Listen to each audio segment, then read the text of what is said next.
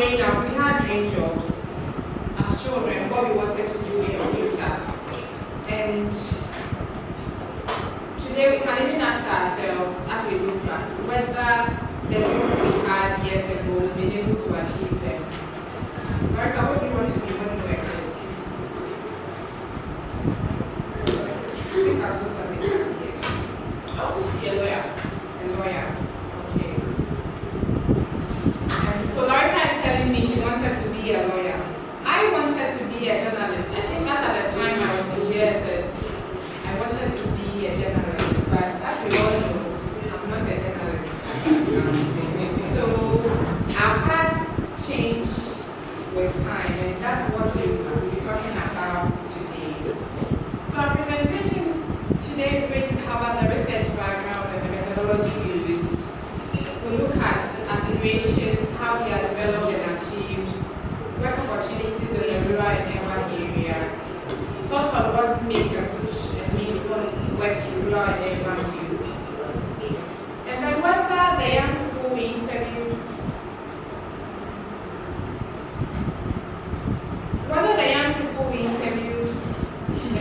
their aspirations fit into the construction and cocoa farming. And then that's issues on aspiration and migration. And then we'll conclude by looking at lessons for future initiatives. Even though aspiration is very important to everyone, when development practitioners or stakeholders in the development sector are developing programs for youth employment, normally the focus is on analysis between the gap, that is in terms of focus on the economic forecast on what kind of jobs are present that we need people to work in, and then the kind of skills that people need in order to do that. But less attention is given to what youth aspirations are, or what young people really want to do in their life. So normally the focus is okay, which areas are growing so rapidly that we need to employ more people in, and then based on that, youth programs are developed without really looking at what young people really want to do in their life. And this leads to a challenge, especially when you are doing program implementation, because sometimes when young people do not see their aspirations reflected in the programs that are designed for them, it could lead to attrition or even they being lukewarm towards the training.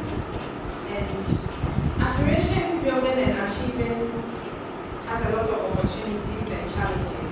And between where aspirations are built and they achieve, there are lots more things that can be done to ensure that young people, the programs that we design suit their aspirations, and then also we can also help shape young people's aspirations. So the research we did, titled Aspirations Matter, what young people think about work in Ghana. There was a primary research that we conducted with young people in both the urban and rural areas. Because of the Youth for Work project, we interviewed young people in areas where the project is located. So for instance, in the rural areas, we did Volta region, Central region, Western region, Ashanti region, and the rural Afro region.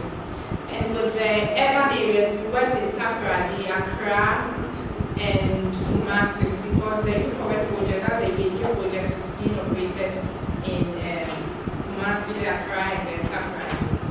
We used focus group discussions, and the focus was on the Youth for Work participants, but we also interviewed young people who were not participants of the Youth for Work initiative.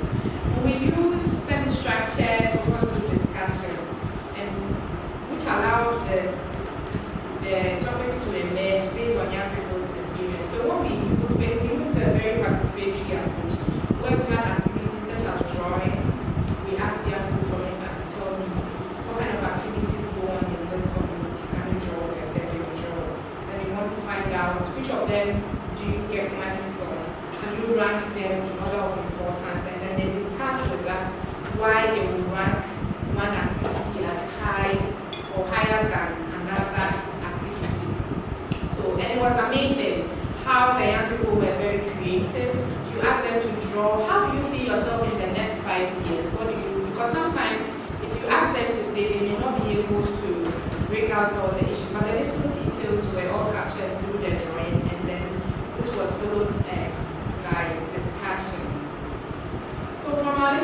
review and then also our interactions with the youth. I want us to quickly look at how aspirations are developed and achieved.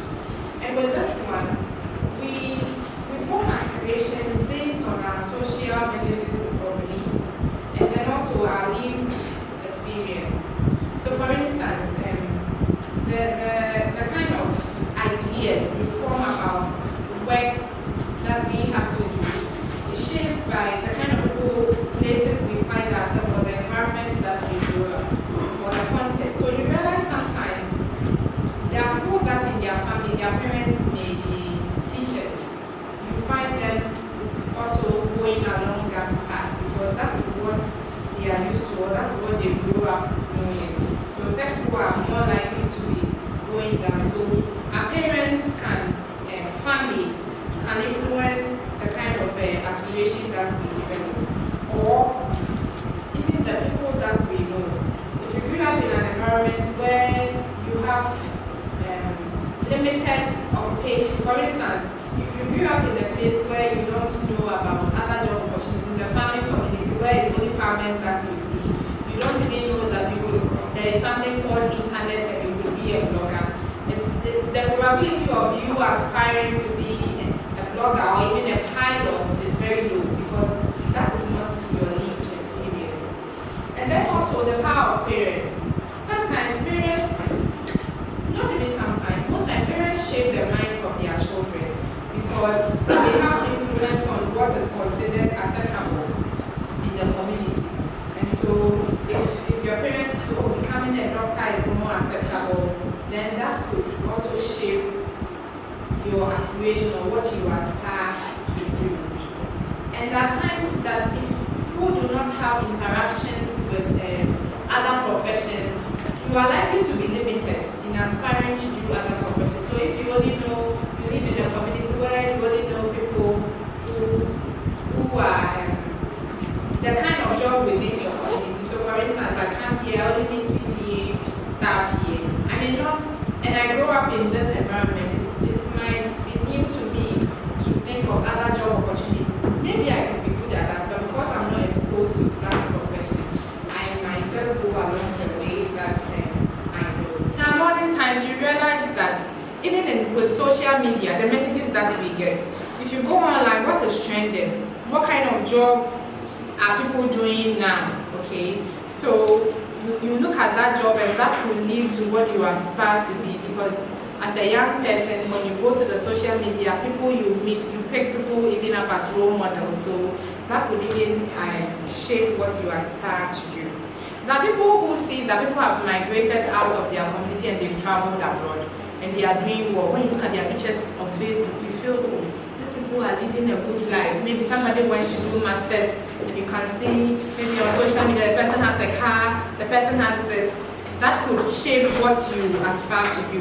In the same way, you have people migrating, where people have migrated to other countries and are engaged in activities, but they're able to send remittances home. So you could also say, okay, this person traveled abroad and is doing well, has been able to build a house and all that. So it means if I also travel, I could do well. So when it comes to shaping our aspiration, is a combination of so many things. The messages that we receive from school, from church, from media, the community, the kind of people we relate with, if our parental education, and then the structures. With the structural one too, it's about sometimes finance or schooling. Even the type of school you attend can shape what you aspire to be in the future, or your parents' financial background.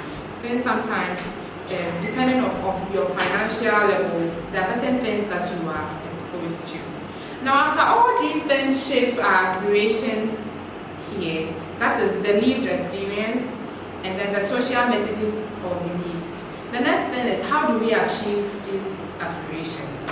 So we formed aspirations, whether low or high. There could be high value aspiration and also low value aspiration.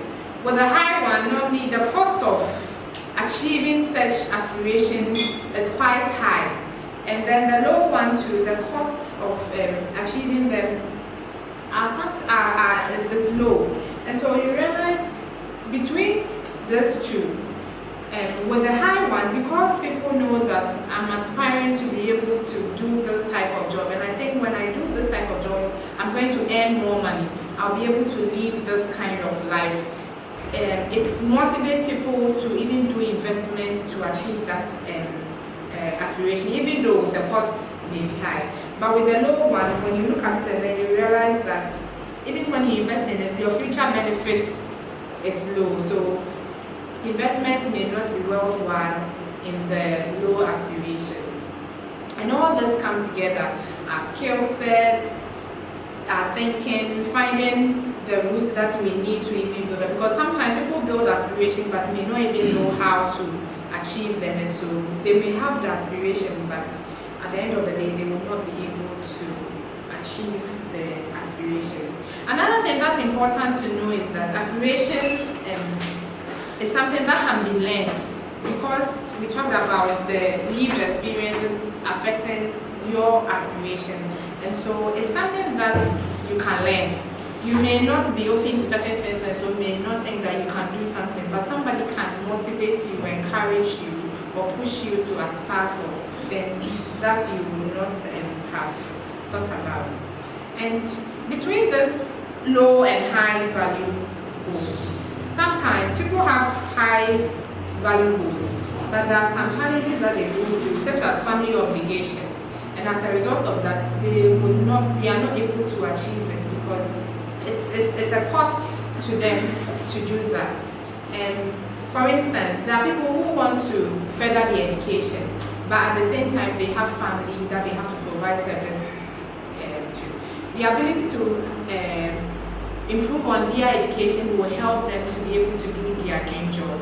But at the same time, they have family obligations. They may have to pay other people's school fees or support their family.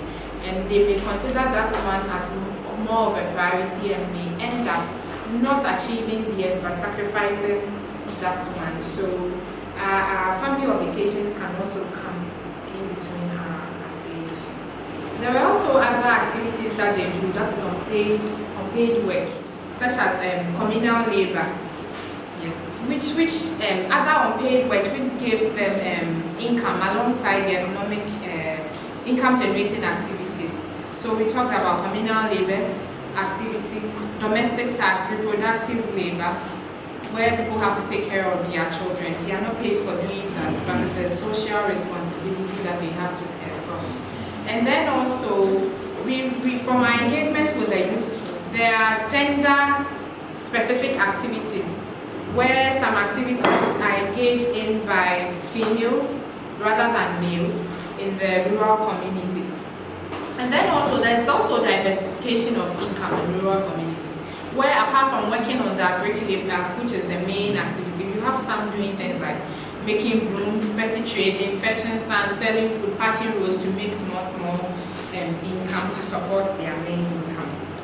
And for young people in the rural areas, their reason for engaging in unpaid work is as a means of skills acquisition. So you could offer some service to people, and that will help you build your skill, or support to family and then the community. And young women mainly prefer to do work where they have control because they wanted to avoid that employer-employee dynamics, where there is issue of power and they felt vulnerable and they could be taken advantage of. So prefer to do their own job, such as petty trading, where they are in control. Compared to the rural areas, in the urban areas, they had broad range of work in service provision with varying skills. So you had young people who could work as barbers, trotro drivers and maids. Some could sell food, some could do mobile money vending. There were people working in the construction sector, because in the urban area there are a lot more economic activities. The young people in urban area compared to the rural areas had a wider range of service provision activities. And even with this, there were some of the skills that needed training. That is the service that they provide, such as dressmaking, hairdressing, teaching. And then there were some too that didn't need any skill. So you could work. For instance, if you wanted to be a church maid, you could just observe. You don't really need to be trained, like if you want to be a carpenter, where you have to go through that formal training. And we realized most of the males were working in the construction sector, and the young people shared their difficulties in acquiring skills or to be able to work in the skilled profession due to the cost in the apprenticeship. In the same way as in the rural areas, in urban areas, we have work that is separated along gender lines. So works like gardening, car washing, it's more impressive for males compared to females. The income should come daily, not even weekly or monthly. They prefer money that comes in every day because they have a lot of responsibility that they have to take care. And the systems in the rural setup does not really favor receiving money monthly or weekly. They prefer to receive money every day. There was issue of fast or quick money, where they talked about the fact that young people like fast money or quick money. And for them, the quick money is not because they are lazy, but it's because they have a lot of responsibilities and upkeep to do. And so they prefer to receive money that comes in fast. They can't wait for a whole month before they receive money to take care of their responsibilities. And they also had were concerned about the longevity of occupation. For instance, they talked about farming as a good job, something you could do, but they also know that you cannot farm up to a certain age due to the nature of the farming that they do currently. So for instance, on mechanized farming, you can't do it to a certain age. You become old and you can't do. So for a good job, it should be a job that even when you are in your old age, you should be able to do. That is what they consider as a good job. And then also the psychological stress, it should be less stressful. Farming to them was not dirty, it was a good job, it was productive, but it was too stressful. As in, it required a lot of investment, money, time, but it is very slow. You have to wait and you are not certain. You plant your crops and you don't know whether it will rain or it will not rain. You don't know whether pests will affect or attack your crops, and so there are lots of uncertainty with your returns, or you don't even know whether the price of cocoa this time will go up or will come down. So in considering what is a good job, they will look at the earning potential, how the income comes. It should come in daily. That's what they prefer. It should be quick, and then it should be a kind of activity they can do even to their old age, and then it should be less stressful. Now in the urban area, they also talked about the earning potential in the urban area, where they also wanted economic activities that had earnings to cover their responsibilities. There were issues about job security, how secure the job is, so that they are able to go to work all the time, come back home. And then they talked about issues of social security and pension, where for them in the urban area, a good job is a job where you have some sort of, social security or benefits, so that, yes, when you go on pension, you can benefit from that. And then also, they talked about jobs that give the greatest or the highest return for labor. So for instance, talking to young people in construction, they found welding and electrical work as the top job, because if you're a welder, your services, it's needed by everyone. People will do regular proof in their homes, industries will need your services, and mechanics, the vehicle mechanics will need your services. So for them, in the construction sector, the top job there for them was welding, because you could get the greatest return for your labor. And then also, because it wasn't so stressful compared to some other activities where you have to climb to higher heights in order to perform your responsibilities. And then also, they were worried about the health implications due to physical labor. So, for instance, the young men were worried that if they undertook activities that made them spend a lot of time standing, it was going to affect their waist. And this came up in our conversations in all the 3 cities, where people were worried. So we asked them, what are you worried about your waist? And then they traced it to low sexual performance, which could affect their marriages. And so in choosing a job that is good and meaningful, they are worried about the health implications, whether the work is going to affect their sexual performance, because that is also very important in marriages. And compared to the young women, their worry was with how people felt about the kind of work they do, society. So for instance, young women are reluctant to go into construction because the society will see them as not feminine. They are afraid they will lose their feminine features, and then as a result will not be attractive to men to consider them for marriage. And marriage is a social, safety net for them. Not only social but also economic.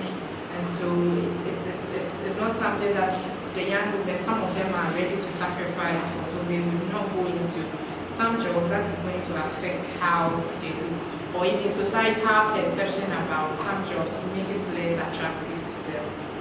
And then there are also issues about sexual predators' behavior in formal employment. Choosing a good job, the young women we engage with would prefer a job where they would feel safe and will be prevented from all sorts of sexual harassment. Yeah. So now let's look at some of the social messages on the value of work in the rural areas. In the rural areas, work is assessed based on the messages from the community, the church, and the media.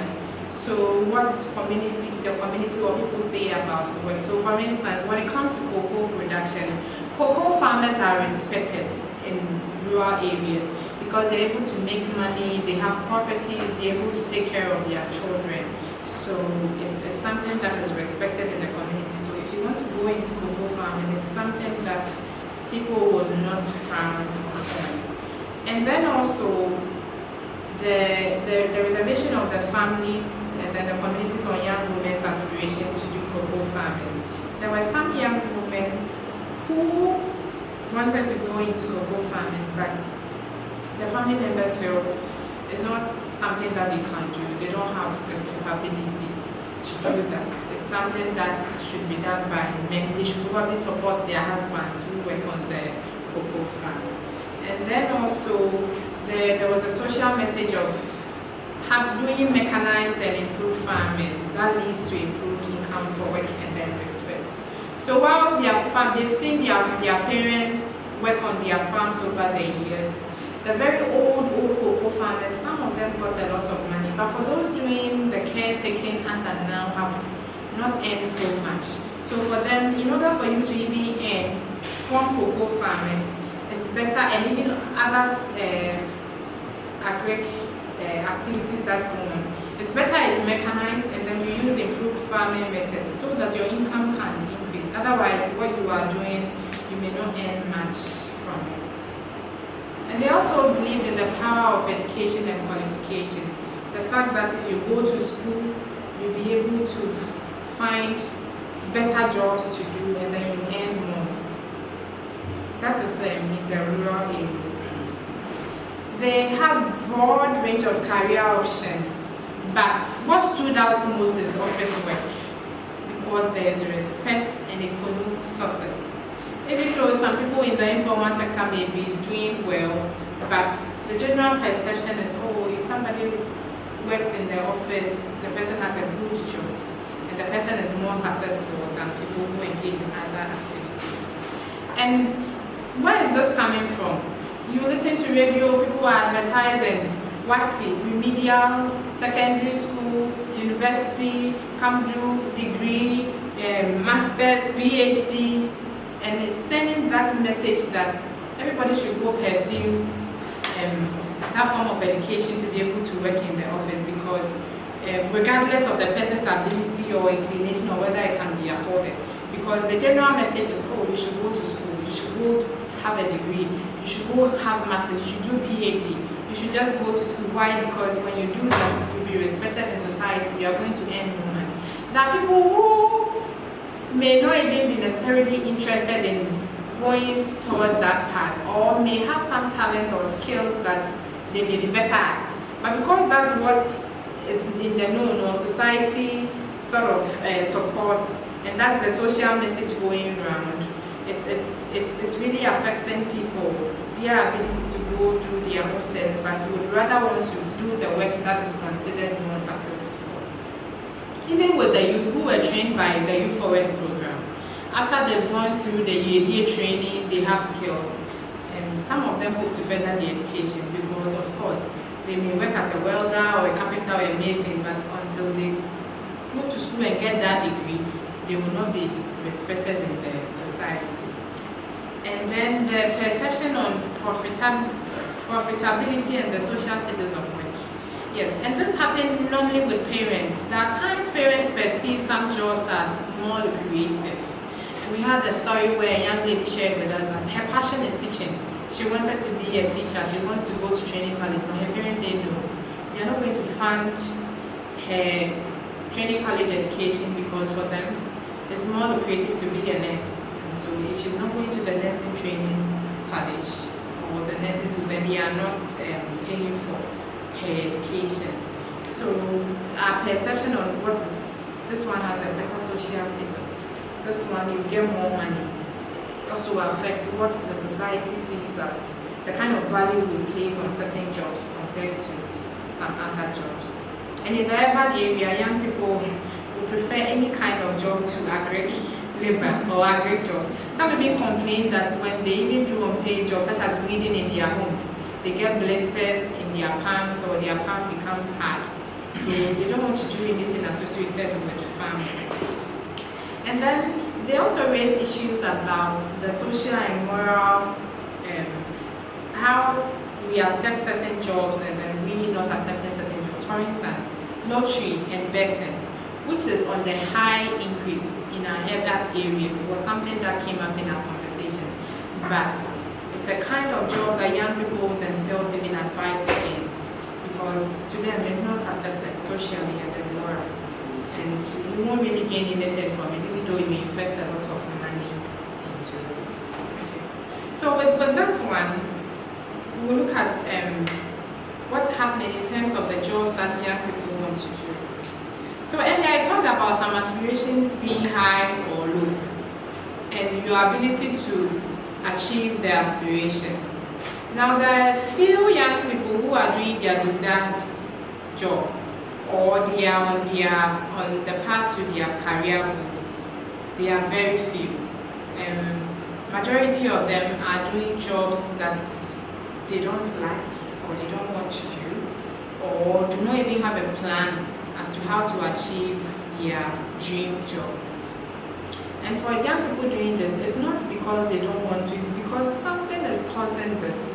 For some of them, they have adjusted their aspiration to fit into their realities. And what is this realities? The fact that some may not have that money they need to invest in their aspirations. The fact that they may need more training to be able to achieve their aspirations, which they cannot have access to, and so they rather pursue work that is readily available and also socially acceptable to them.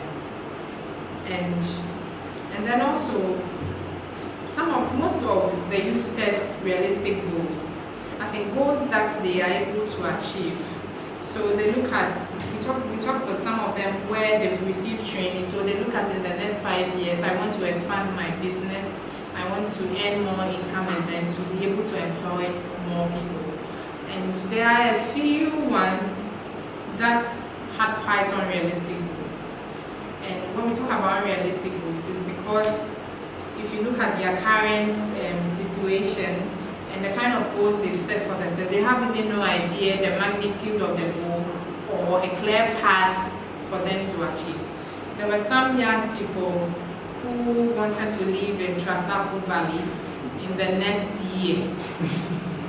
Some wanted to buy Lamborghini, Bentley, and they even had no idea how they were going to even buy this car or where they were going to live or drive. They just knew that I want to have this, I want to have that, but they didn't have any idea on how they were going to achieve such goals. So with the young people, what I would say is in terms of their aspirations, it's it's like they have dreams of what they want to do, but because they are constrained, they rather do what is readily available than their desired job. And for some of them, they have plans that as they do what is readily available, they accumulate money in order to invest in themselves to achieve. And there are some too that feel, this is what is working for me and this is what I have, so I'll just stay here and then expand. In terms of whether cocoa or construction fits into youth aspirations, because we are working in the cocoa and the construction sector, we try to find out from the young people. And for the young people, for some of them, they see cocoa as providing support for them now, but it's supposed to help them build some form of capital or capital to invest in other activities such as trading. So they see the cocoa activity as something which is good, will provide some form of money for them to expand, to diversify their income.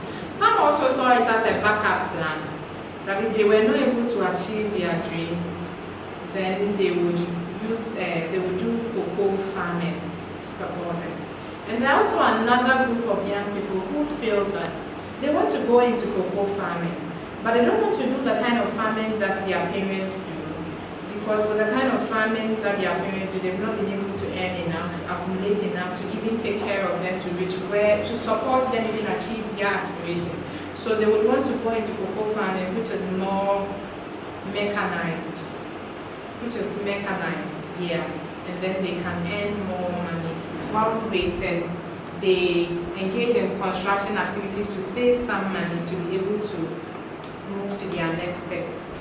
And the young people prefer jobs that they can, they prefer jobs that require tertiary education, even though for some of them this option is unopened for them because they dropped out of school along the way, or they do not have the financial capacity to go to the tertiary education. And with the construction, there are some too that, especially those that had unskilled labor, that were engaged in as unskilled laborers, saw it as a means of survival, just a means of survival. But those that were skilled considered construction as their career, and they were optimistic about, learning more, that even after what they know now, they want to expand. There are some that were even considering of partnership with other people in construction, looking at new ways of working in the construction sector. And there are young women who, as I said earlier, do not want to work in the construction sector because of the strenuous nature. And for the young men, they were concerned about the high risks in construction, and then also the lack of job security and pension benefits, especially when you work in an unorganized environment. So we had conversations about aspiration and migration too, because for some people, their aspiration is to migrate. So there are some that they see as a migration as a strategy for achieving their realistic life goals or means to achieve unrealistic aspiration. So I talked about those who wanted to live in Trasaco Valley and the rest. For some of them, they felt if they go to Libya, they can make more money and they'll be able to live their Trasaco dream. And migration was in different levels. Those who migrate from the village to the city, those who do from the city to the village, and even those who go outside the shores of Ghana. So from village to city, it was mainly because they didn't have access to land to engage in agric, or during the lean season, they don't have income. And sometimes too, they come to the city to generate capital to be able to engage in whatever activities that they want to do. And the interesting part is people who move from city to villages. These people are people who move to engage in galamsey activities, because galamsey is done in the rural areas. There are people who, there are some communities we visited, you have lots of young people from different parts of the country and even from outside Ghana who are there to do galamsey. And some people too move to this village to provide service. There are people who buy things in the city and go to sell in the villages, or even as a result of galamsey, which brings lots of people into the community. Some people engage in service provision, such as food venturing, which is very lucrative in communities where there is galamsey. They don't have time to cook food, and so when you sell food in galamsey communities, it's very lucrative. But it's because when people travel outside and then they come back, they have money.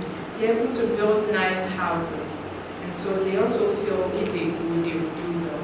And for such people, there are two ways. So in the BA, when we spoke to young people, they wanted to go overland through to Libya, and then they will cross the Mediterranean Sea. And in Takrady, what was popular was the way where they will go through the ports, find a place and hide in the vessel, and then off they are on their way to Europe. Some wanted to go to Europe, US, China, Italy, all sort of places. And they have good ideas about how they will get there. They're actually planning. One person actually passed a comment that in 2 years, if people come back, you will find me in this village. I'll be in Italy.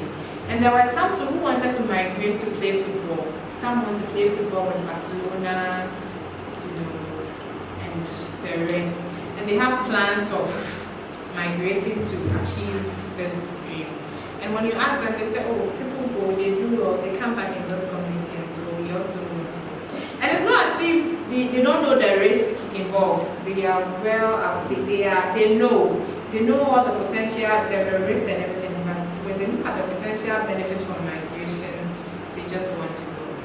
And for the young women that we interviewed, we spoke to, they felt that it was too risky to travel, because they have heard stories where young women who travel are used for prostitution, and as a result of that, they felt it was not worth the benefits. So they would rather prefer to stay here, find some work to do in Ghana here, than to travel abroad. So I'm gradually bringing this lesson to an end.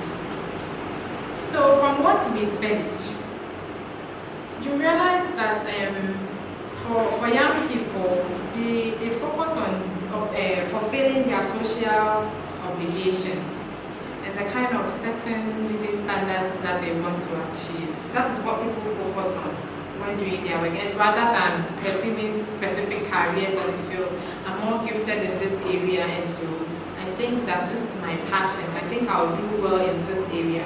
But rather it's a matter of, okay, I have to pay school fees, I have to support my family, I have things to do, I want to live in this neighborhood, I want to live this kind of living standard, and so as a result of that, if I do this activity, I'll earn more money to be able to do that.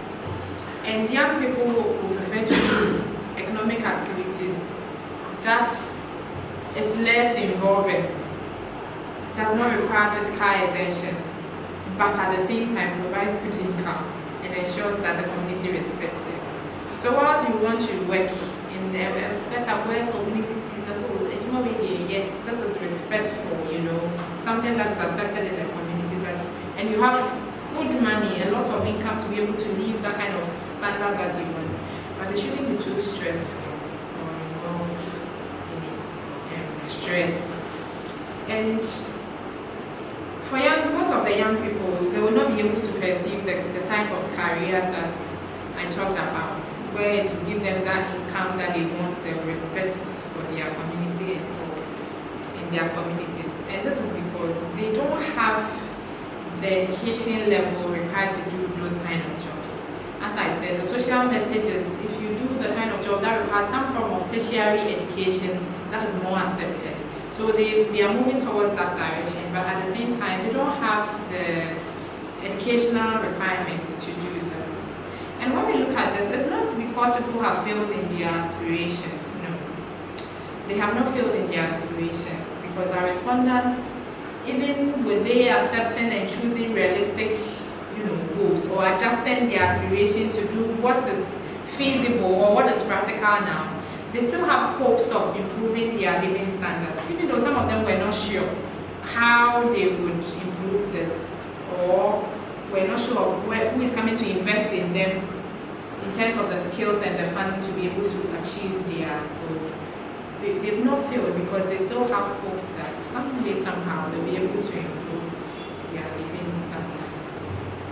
So in our recommendation, we would say that when youth programs are designed, it's important that we provide training in areas where there are skills gaps and then demand has been identified. So remember earlier I was saying when we are designing projects, we rather look at, we do economic analysis of where are the jobs coming, which one will benefit young people more. And indeed it's true because young people actually prioritize the potential of earning from a type of job rather than whether that is their dream job or that is not. So for them, it's about how much will I earn from this job so that I'll be able to live that kind of standard that I want to achieve. So we have to consider that when providing training for young people. And then the desire for quick money is not because they are lazy. And it's because they have needs, they have responsibilities that they have to do.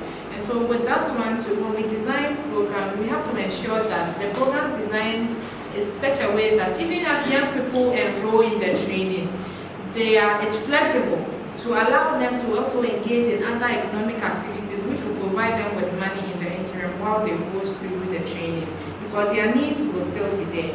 Or when we are providing training, we need to provide some sort of financial support to pushing them to be able to take care of these their responsibilities. And as I said earlier, aspiration is a skill that is not all young people who have developed it.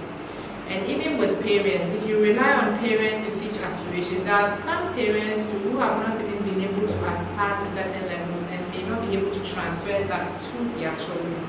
And so young programs for youth should also focus on teaching people aspiration as a skill, motivating people, exposing them to different options, career options, and allowing them to choose the ones that they feel they want to pursue.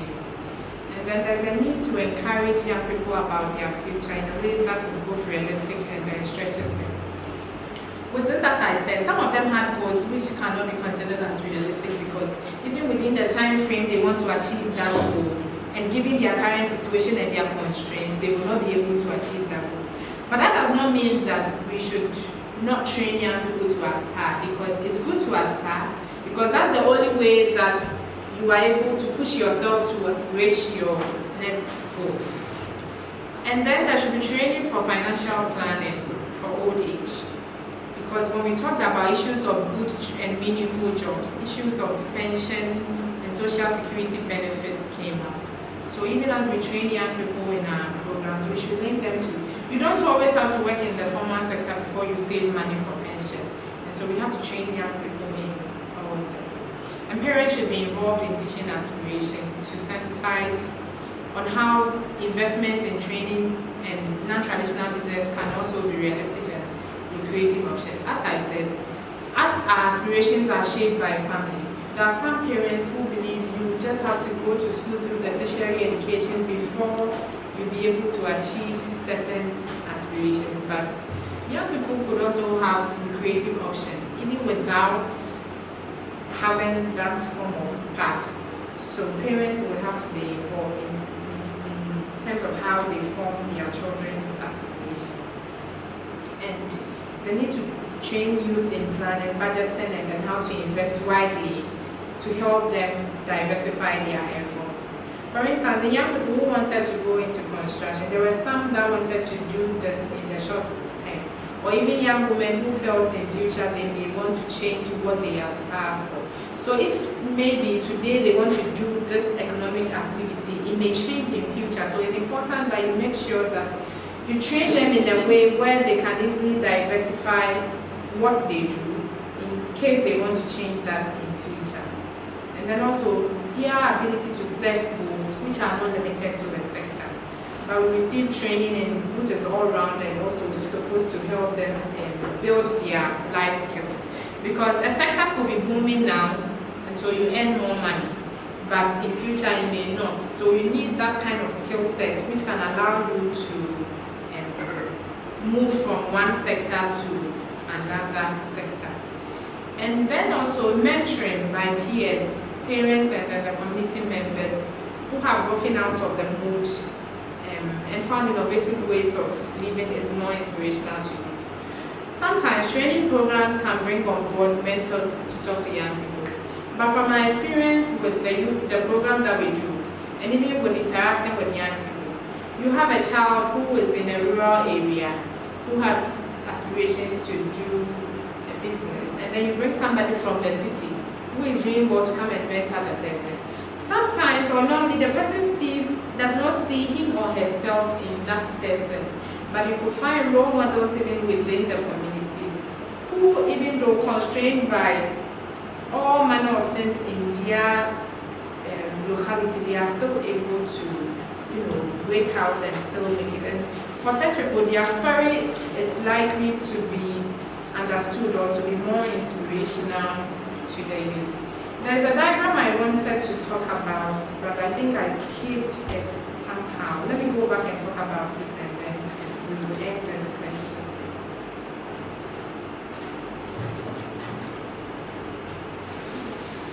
And it talks about aspirations in the rural and urban areas, what we found out.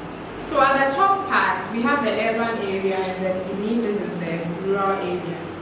So we put the youth in the center, and then we look at how lived experience and social messages has affected their current aspirations. That is the youth that we talk to. And in the rural areas, because they do agric labor, there is limited employment, trading for young women, they have some income, off-season farming and all that. That is their kind of lived experience. And the messages they get is about, okay, we need to diversify our break so that in the lean season we can have more money, we can also have money to do other things. There are issues of we have responsibilities for family and all that. And with these messages, when it comes to the aspirations for young people that we spoke to, between the low and then the high value, the highest job that they aspired to do was white-collar jobs. And then also to be able to build multi-story houses, to international migration, for them to migrate to other countries, and then to be able to educate their children in urban migration and mechanized farming. So if we go this way, it's like between the high and the low and the youth in between. From the low to the high, let me go that way. We had some trading, which was mostly for women. Then they engaged in agric, but low technology agric. They wanted to build a house, but that's like not a cement blocks house, a brick house. They were looking at, we want to own land. Then from there we want to go into cash crop production because that will give us more money. Then mechanized farming. And there are some who wanted to move to urban areas, earn money to educate their children. Some who wanted to do international migration, build multi-story houses, and then the ultimate for them is white-collar jobs. Yeah. And in the urban areas too, we still have trading, which is a preserve for women. Then unskilled labor, then modern house. They want to build a modern house. Then the skilled labor. Some wanted to go into self-employment and international migration, and then also the white-collar jobs. But for them, it doesn't end at white-collar jobs. They also want to go into luxurious housing. They want to build mansions, like big houses and all that. So you realize migration runs through both people in the rural areas and then the urban areas. White-collar jobs also runs through both people in the rural and then the urban area. But it's just the location that shows the range of activities that they can engage in. But for both of youth in urban and rural areas, their ultimate job or what they want to do is to do to migrate, to do white-collar jobs, and also to build houses or lead a luxurious life, which required high investment. So I bring my presentation on youth aspirations to my end here. If you have any questions, kindly ask them. Before I open the floor, I want to commend you for the quality of the slides. Yeah, I think very spot on. and very good. So, so questions, contributions to the presentation. Yeah, I don't know whether it's a question, but so I want to know whether this is also informing or feeding into the project, or is informing any policy. What is it contributing to? You know. So we did this work at a time where Mastercard Foundation was drafting their Young African Voice strategy, or it has been drafted. But they are now gradually moving to in-country to operationalize it. So the work came in timely to even inform them on the kind of sectors or the areas that they move to invest in, their future investments in. Because Youth Forward is gradually coming to an end. For some of the projects, we have less than a year for them to end.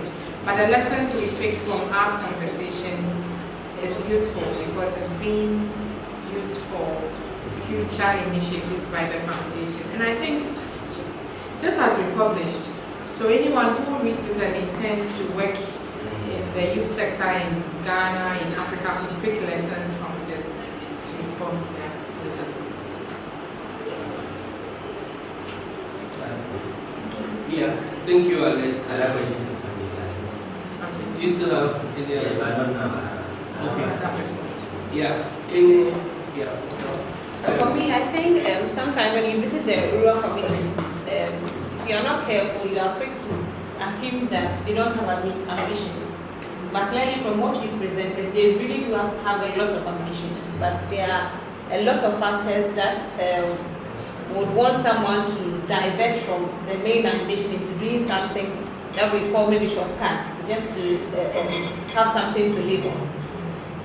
Just like those in the urban communities also have ambition, they also do.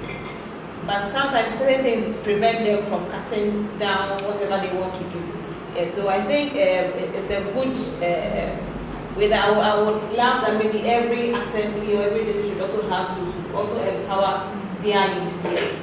And just like you said, parents should also be conscious of some of these things, because yesterday we were discussing that even when you go to the hospitals, people don't treat you well because you just know that is not the person's work. The person decided to be a nurse or a doctor just because of the prestige attached to a particular occupation, and aside that the money that comes with it. So, in general, as a country, we have that big of a problem because parents are trying to advise their wards to go in for lucrative careers.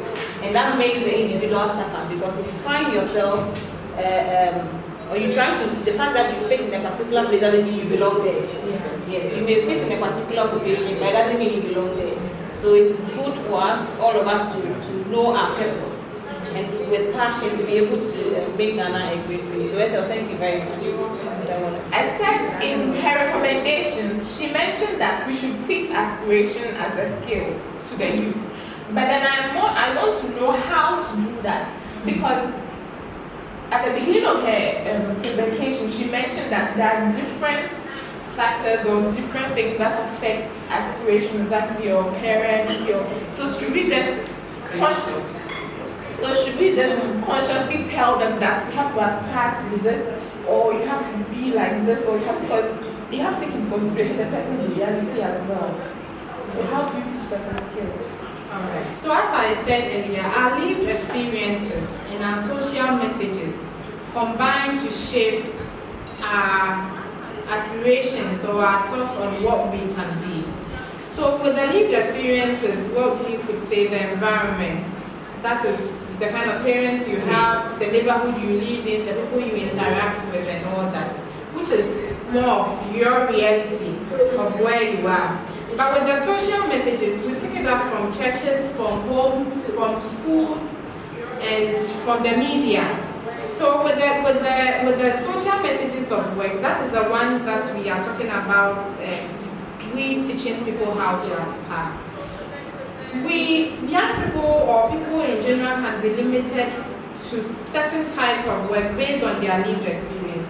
But when they are exposed to other options that they can engage in, then they are able to take it.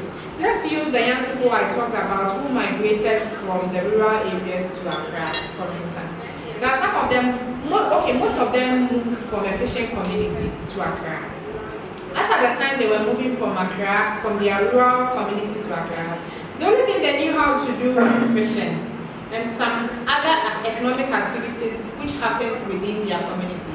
Now the same people come to Accra and then they pick up skills. So we had some of them who became church mates, and after that they realized, okay, so I can actually learn how to drive, or driving is a profession that I can even engage in and earn money.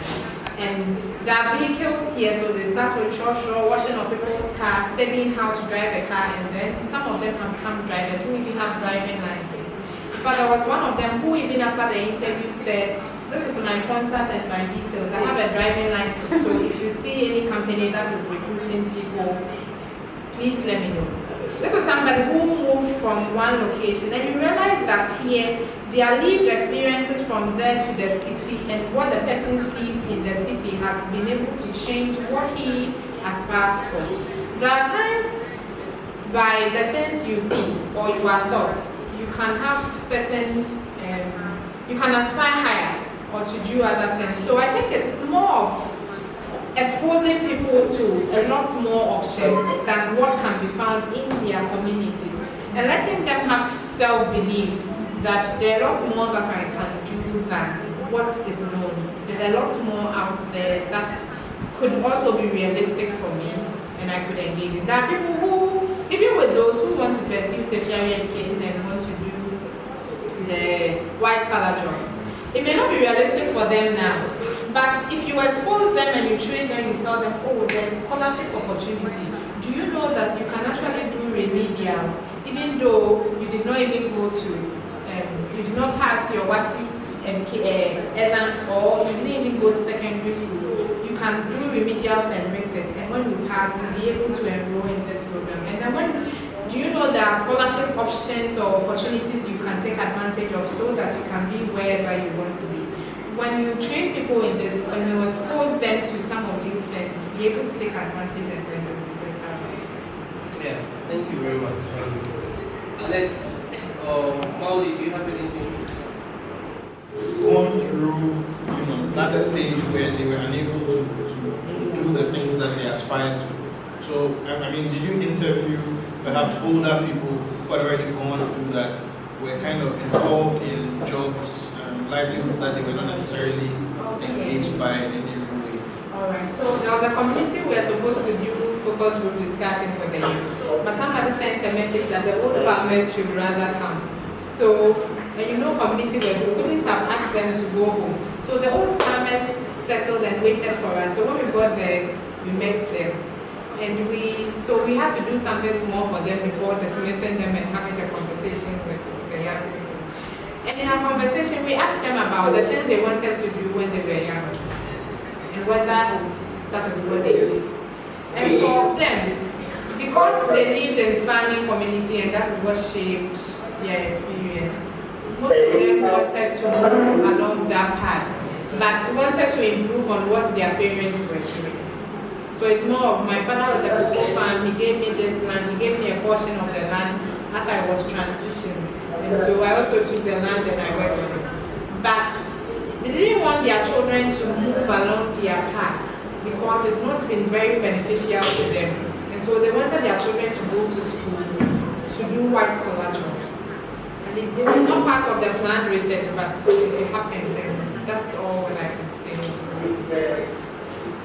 Maybe we can study and do that too. Yeah, to see That would whether. be interesting. I remember there was a time my daughter asked me